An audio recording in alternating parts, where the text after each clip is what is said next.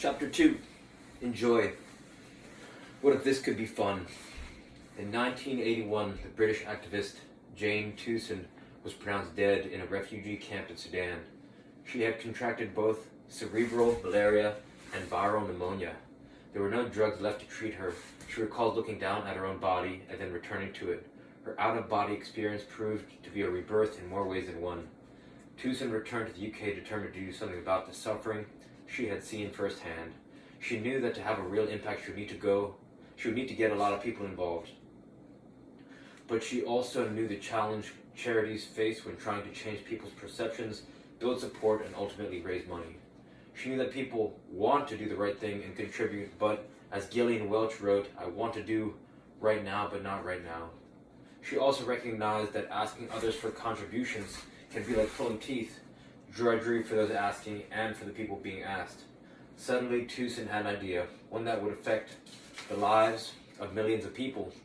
If she could make charitable giving active, emotional, involving, and fun, she thought, perhaps it could ease the whole interaction.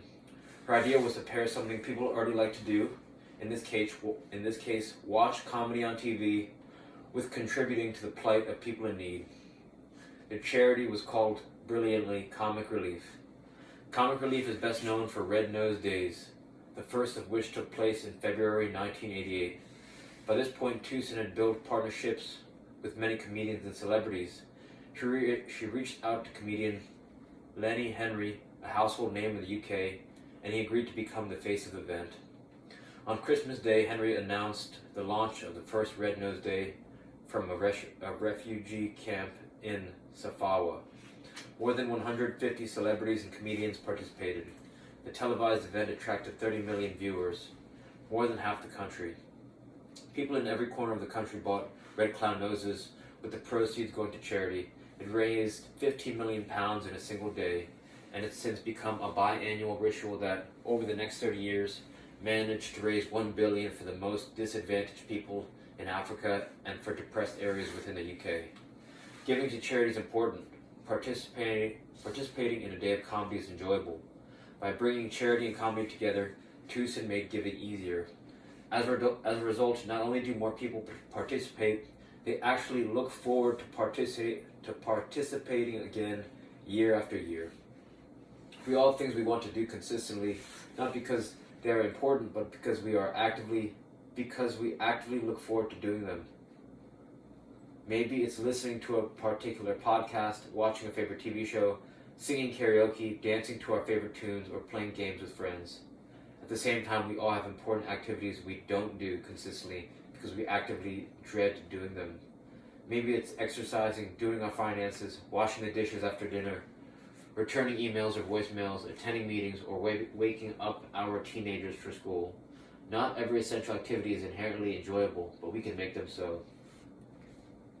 Why would we simply endure essential activities when we can enjoy them instead? So often we separate important work from trivial play. People say, I work hard and then I can play hard. For many people, there are essential things and then there are enjoyable things. But this false dichotomy works against us in two ways. Believing essential activities are, almost by definition, tedious, we are more likely to put them off or avoid them completely. At the same time, our nagging guilt about all the essential work we could be doing instead sucks all the joy out of otherwise enjoyable experiences. Fun becomes the dark playground. Separating important work from play makes life harder than it needs to be. But essential work can be enjoyable once we put aside the Puritan notion that anything worth doing must entail back-breaking effort. Why would we simply endure essential activities when we can enjoy them instead? By pairing essential activities with enjoyable ones, we could make tackling even the most tedious and overwhelming tasks more effortless. Reduce the lag indicator. It's no secret that many essential activities that are not particularly joyful in the moment produce moments of joy later on. If you exercise and eat better, you will eventually be healthier and lose weight. If you read every day, you will eventually develop expertise. If you meditate regularly, you will eventually develop a greater sense of calm in your life. But these are all lag indicators, meaning you experience a reward after the action has taken place, sometimes weeks, months, or years afterward. But essential activities don't have to be enjoyed only in retrospect. We can also experience joy in the activity itself. We simply reduce the lag time between the action and satisfaction by pairing the essential activity with a reward. Once after a week of travel, I came home to find a backlog of voicemails to respond to. This task initially felt arduous and burdensome. My first thought was, why do I have so many messages? Which indicates that I must have been a bit burned out. But then I realized I was asking the wrong question. So instead I asked, how can I make calling these people back enjoyable? After just a few seconds, the idea came to me to make the calls from my hot tub. That changed the whole experience. It put me in a good mood. I told each person I was calling them from the hot tub, and they laughed about it. When I finished calling everyone back, I almost felt disappointed. I wished I had more people to call. Ron Culberson is good at many things. He's an accomplished speaker, author, and humorist. In fact, there are a few things he does not excel at, but with the Pinewood Derby, he finally met his match. The Pinewood Derby is a racing event for unpowered, unmanned miniature cars run by Cub Scout chapters across the United States. As Culberson describes it, it's a competition where little boys who are too young to use knives or saws are given a block of wood so that their parents can carve a race car to compete against other parents' cars. And make no mistake about it, this is a highly competitive event. There are websites where people charge lots of money to sell you the secret of winning Pinewood Derby car. Of course, when Culberson's young Cub Scout son asked him to build the fastest car to win the Derby, he agreed. There was one problem: it required a skill that Culberson doesn't possess: craftsmanship. Being the good dad that he is, Culberson did his best to put together a functioning car. It was a slog, but he pushed through it. Then came race day. They finished last. But his son would not be deterred, and the following year he asked his father once again to build him a fast car. Culberson groaned on the inside, but again did his best. This time they finished next to last. Meanwhile, his son was getting discouraged, and Culberson had begun to loathe the entire process. So when year 3 rolled around, they took a different approach. Father and son agreed to forego speed for style. This year, their goal would be to win the design award instead of the speed award. This changed everything. Culberson disliked the process of trying to build a fast car because he wasn't good at it. The whole experience became one design mistake after another. Each car was a disastrous mess of chipped corners, broken axles, and glue, he recalls. But when we went for style, however, I got a second wind. I was able to tap into my humor skills to come up with a funny, creative design that required very little craftsmanship. That year they designed a car to look like an ice cream sandwich, delivered in an ice cream sandwich box. It was extraordinarily creative and the talk of the event, but to them the work had felt effortless. And although they didn't walk away with the style award, they no longer cared. The joy of the experience was enough of a reward in and of itself. There are many experiences in our work and personal life that are boring, mundane, or even stressful. We often feel that we have no options but to endure them or avoid them, Culberson says. But if we can break down the processes into those steps, we may find ways to make the steps more bearable, or better yet, fun. There is power in pairing our most enjoyable activities with our most essential ones. After all, you're probably going to do the enjoyable things anyway. You're going to watch your favorite show, or listen to the new audiobook you just discovered, or relax in your hot tub at some point, so why not pair it with running on the treadmill, or doing the dishes, or returning phone calls? Perhaps that seems obvious, but how long have you tried to force yourself to do this important but difficult thing through sheer determination instead of making it fun? One leader I have worked with sees running on a treadmill every day as an essential habit, yet he was inconsistent about it until he paired it with an enjoyable daily practice he never missed: listening to his favorite daily podcast. Now he gets to listen to the podcast only if he is walking or running on the treadmill. He doesn't reward himself after he has finished his workout. He rewards himself during. Ever since he made this essential practice enjoyable, he has found it easy to continue doing it consistently. Work easy, play easy. As a family, we eat together every night. It's an essential ritual for us. We make it enjoyable by starting the meal with toasts, praising one another for the accomplishments of the day, and expressing what we are thankful for. After dinner is when it all starts to break down.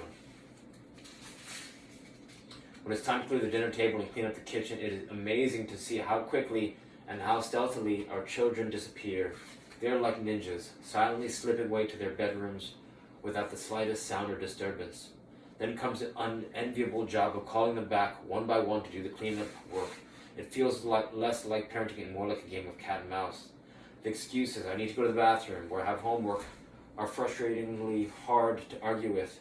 It's exhausting, and our children obviously don't care for it either. They feel bossed around, they feel frustrated with the whole thing too. This is necessary work, but it's enjoyable for everyone involved. But it's unenjoyable for everyone involved. So we decided to approach it in a different way. We imagined it as a game. Together we created a scoreboard. Every person was assigned clear responsibilities, like wiping down all of the surfaces or sweeping the floor. For each one completed, they would earn a point. After a few practice rounds, it was a game on, and here's what happened. Nothing.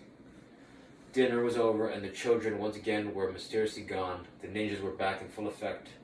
It wasn't until my daughter added a new ingredient that changed everything.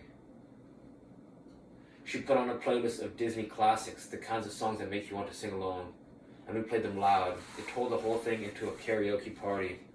We now do this regularly. And no matter how grumpy we might feel on any given day, it's impossible not to get pulled in. Now if you were to drop in on us after dinner, you'd find us belting out Let It Go from Frozen, dancing to I Just Can't Wait to Be King from The Lion King, laughing through I'll Make a Man Out of You from Milan. It looks like the famous scene where Tom Cruise and Brian Brown make drinks together in the movie Cocktail. We are sweeping, wiping, washing, drying, and putting away dishes, all while we're laughing, dancing, and singing. Don't underestimate the power of the right soundtrack to ditch the drudgery and get into a groove. Create building blocks of joy. It's not just that work and play can coexist, it's that they can complement each other.